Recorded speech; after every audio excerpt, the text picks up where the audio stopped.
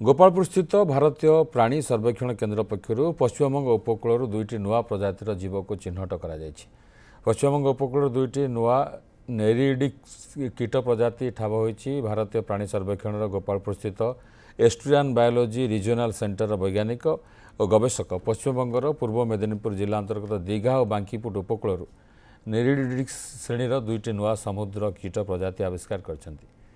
यह प्रजाति मुख्यतः अत्यधिक खोला माटियाल जलभूमि दुर्गंधमय और जैविक द्रव्य पुष्ट स्थान में मिलता है। यह गड़ी जाइथिबा हेन्ताल वन छाल और कठिन माटी सहित यह प्रजाति संपृक्त। यह प्रजाति बालुकामय समुद्र तटरे थिबा काठ को कणा करी ता मध्य बास करे जहाँ उच्च ज्वार समय जलमग्न हुए। यह प्रजाति गुड़ी अधिकांश दूषित उपकूलीय अंचल और मानव सृष्ट कार्यकलाप प्रभावित क्षेत्र में मिलता।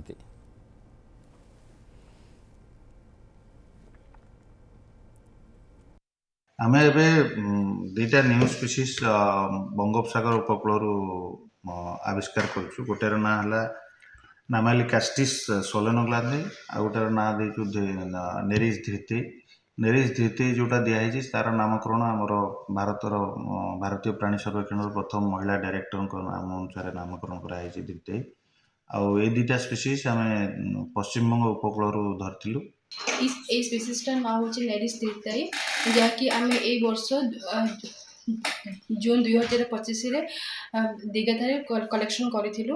তো এই স্পেসিসর না ধৃতাই নেরিস তীর্থাই এথিপাই রখাଯାଇଛି ଯାହାକି ଆମର ପ୍ରଥମ ମହିଳା ଡିରେକ୍ଟର ଅଫ୍ ଜେଡିଏସ୍ଆଇ ତାଙ୍କ ଉପରେ ନାମକରଣ କରାଯାଇଛି।